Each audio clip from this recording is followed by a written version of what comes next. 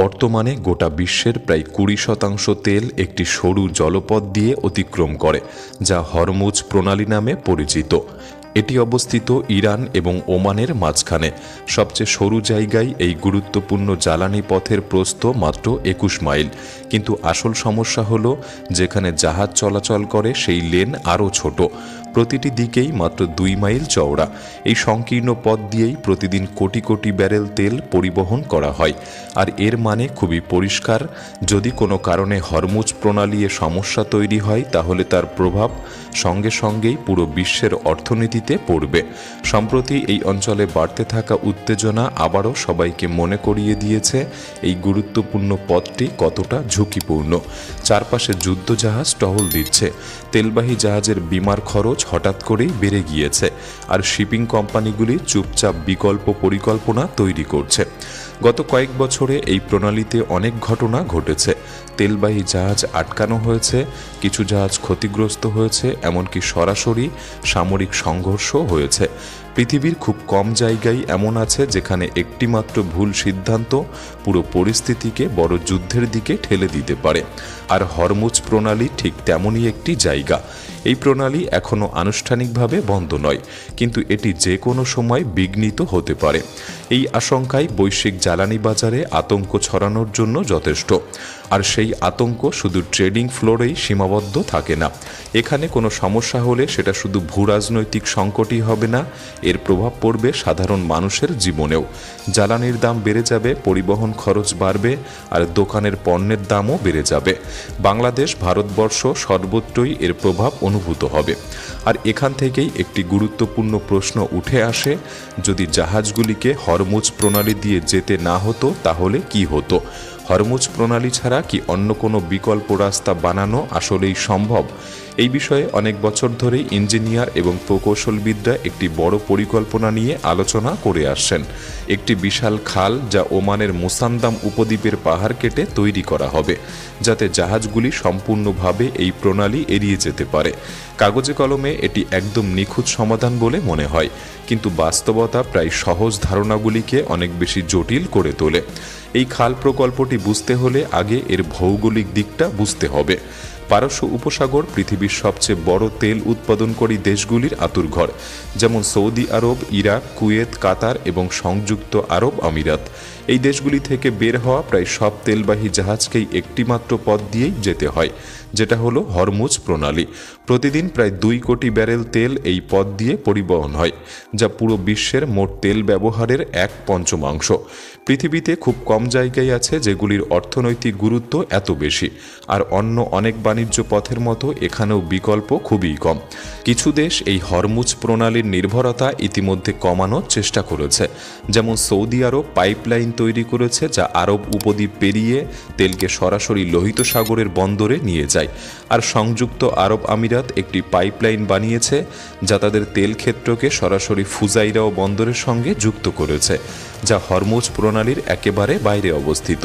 তবুও এই পাইপলাইনগুলি একসাথে মিলিয়েও সেই পরিমাণ তেল পরিবহন করতে পারে না যতটা সাধারণ জাহাজ করে এই প্রণালী দিয়ে। অর্থাৎ বিশ্বের বাকি জ্বালানি সরবরাহের জন্য এখনও জাহাজই সবচেয়ে গুরুত্বপূর্ণ। আর তার মানে হলো পুরো বিশ্ব অর্থনীতি এখনও এই সংকীর্ণ প্রবেশদ্বারের উপর নির্ভর করে আছে। আর এই নির্ভরতাই ইঞ্জিনিয়ারদের অস্বস্তিতে ফেলে দিয়েছে, কারণ এমন সংকীর্ণ জায়গায় সব ঝুঁকি একসাথে জমা হয়, আর পৃথিবীতে খুব কম জায়গায় আছে যা হরমুজ প্রণালীর মতো এতটা সংবেদনশীল। এবার এই মানচিত্রটা একবার দেখুন। ওমানের উত্তর প্রান্তে রয়েছে একটি দুর্গম এলাকা যার নাম মুসান্দাম উপদ্বীপ। এটি হরমুজ প্রণালীর মধ্যে এমনভাবে ঢুকে গেছে যেন পাহাড়ি দুর্গের মতো দেখাচ্ছে। কিন্তু এখানে সবচেয়ে ইন্টারেস্টিং বিষয় হলো, কিছু জায়গায় পারস্য উপসাগর এবং ওমান উপসাগরের মধ্যে দূরত্ব খুবই কম। মাত্র কয়েক ডজন মাইল জমি এই 2 জলভাগকে আলাদা করে রেখেছে। এখান থেকেই একটা সহজ প্রশ্ন উঠে আসে, এই উপদ্বীপের মাঝখান দিয়ে সোজা একটা খাল কেটে দেওয়া যায় কিনা?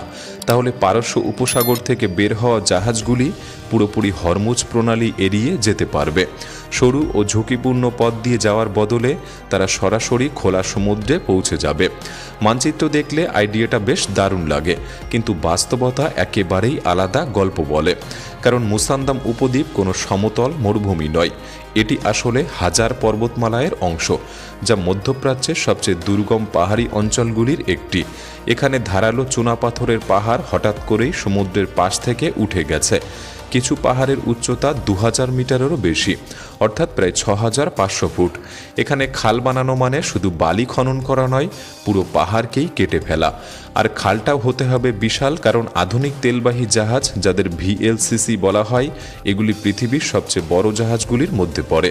এই বিশাল জাহাজগুলিকে নিরাপদে চলাচল করতে হলে খালটিকে হতে হবে খুব গভীর, প্রশস্ত এবং স্থিতিশীল, যাতে কয়েকশো মিটার লম্বা জাহাজ সহজেই চলাচল করতে পারে। এর জন্য যে পরিমাণ খনন কাজ দরকার তা কল্পনারও বাইরে। কোটি কোটি টন পাথর কেটে ভেঙে সরিয়ে ফেলতে হবে। পুরো পাহাড়ি এলাকা নতুন করে গড়ে তুলতে হবে। এর পরিবেশগত প্রভাবই হবে বিশাল, আর খরচ সেটা পৌঁছে যাবে শত শত বিলিয়ন ডলারে। তুলনা করলে বোঝা যায় পানামা খাল সম্প্রসারণেই খরচ হয়েছিল প্রায় $5 বিলিয়ন।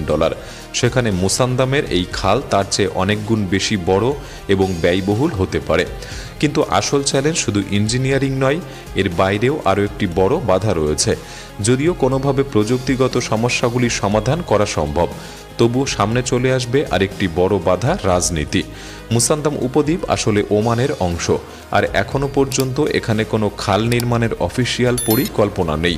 বরং ওমান এই অঞ্চলের উন্নয়নে গুরুত্ব দিচ্ছে, পর্যটন, বন্দর এবং আঞ্চলিক অবকাঠামোর উপর।